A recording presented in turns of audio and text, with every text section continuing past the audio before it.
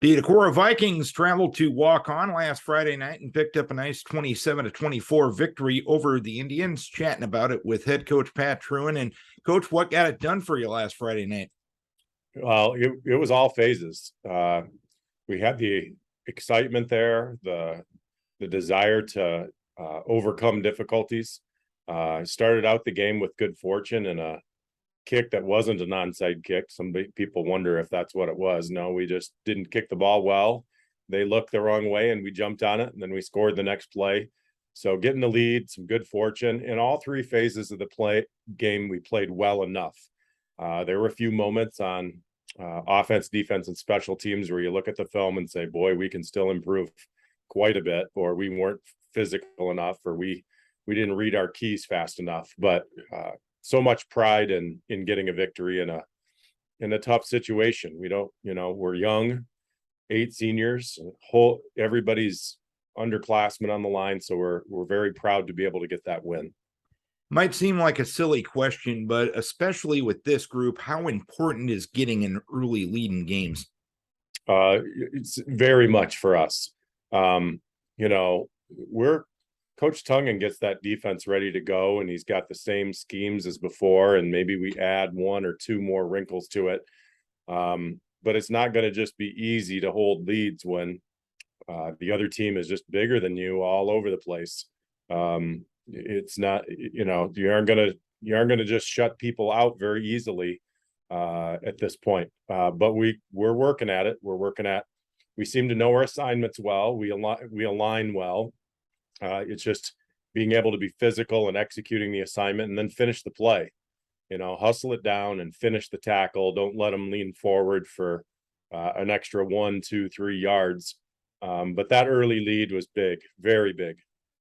And how do you balance it going forward? Obviously, the result was a good thing last Friday night, but you touched on a few things that you can get better on.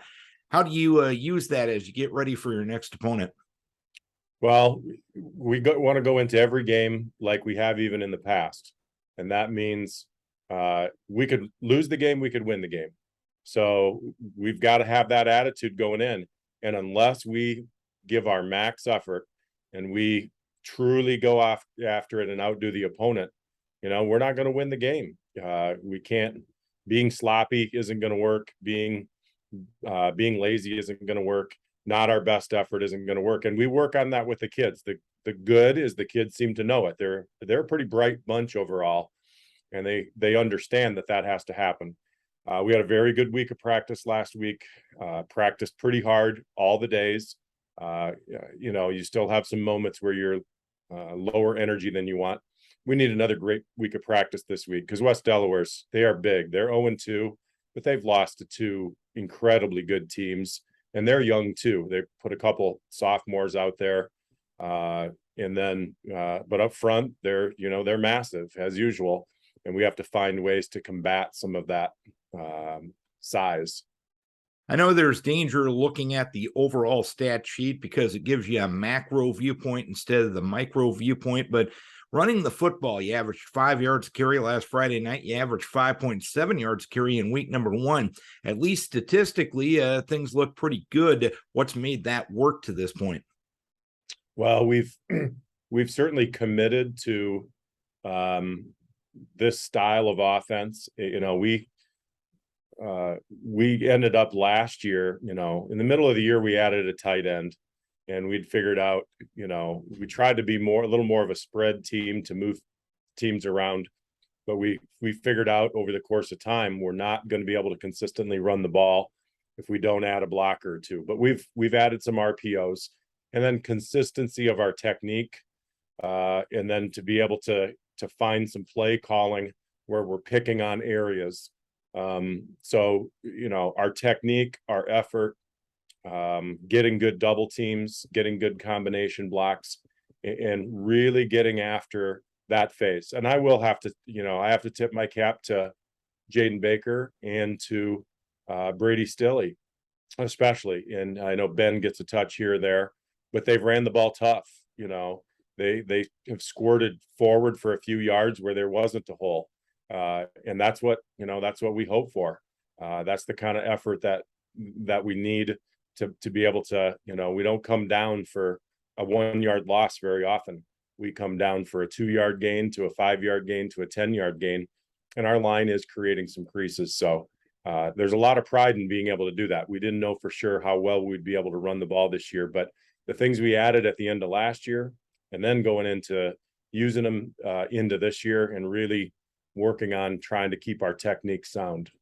And you touched on the offensive line. Of course, there's individual improvement on the line, and there's the improvement gelling together as a collective unit. How has that gone through the first 2 weeks? We've had some good first steps. As young as we are, one sophomore and the rest juniors that are out there, to be able to execute what we ask them to do, that takes quite a bit, and it takes some real heart to get out there and move people. And they're taking some pride. It's fun to see a double team between a couple of guys who weigh under 200 pounds each, and then move a 300-pound guy. And they think that's pretty fun, pretty cool. So they understand, hey, I could be effective if I use my teammates, but then after that, I'm going to have some one-on-one blocks where I'm going to have to block a bigger guy than myself, and I'm just going to do the best that I can do. So I'm certainly proud of that group so far. And the so far is, how do we perform today? Well, how are we going to do things today? And if they come out with a great attitude every day and they come out with a desire to get after it on Friday night, that's all you can ask for. And you touched on West Delaware already, losses to Dubuque Wallert and Cedar Rapids Xavier. Most teams would probably go 0-2 facing those two opponents. Looking at them on film to this point, what has impressed you the most about this year's edition of the Hawks? Well, they're very inexperienced too. I mean, the last 2 years, seniors, and juniors that were just dominant. So they've struggled to put it all together, but we can tell, there's some real physicality up front. Their running back really has got some good moves and runs the ball. And we know this is West Delaware. I mean, for basically just about 25 years, it's become maybe one of our biggest rivalries, where it's gone back and forth during the regular season, during the playoffs. We hope to go out and have this game be one of those classics for Decorah versus West Delaware. But we're going to have to work hard to make it one of those tight games. We know that there's still lots of senior linemen in that group, 250 to 300 pounds, and they're going to get off the ball and lean on us, and we're going to have to find a way to cut them down. All right, Coach, here's hoping you can have a winning streak after this Friday night. Keep your kids healthy. We wish you best of luck. Thank you. Pat Trewin, head coach of the Decorah Vikings, getting ready for West Delaware here in week 3.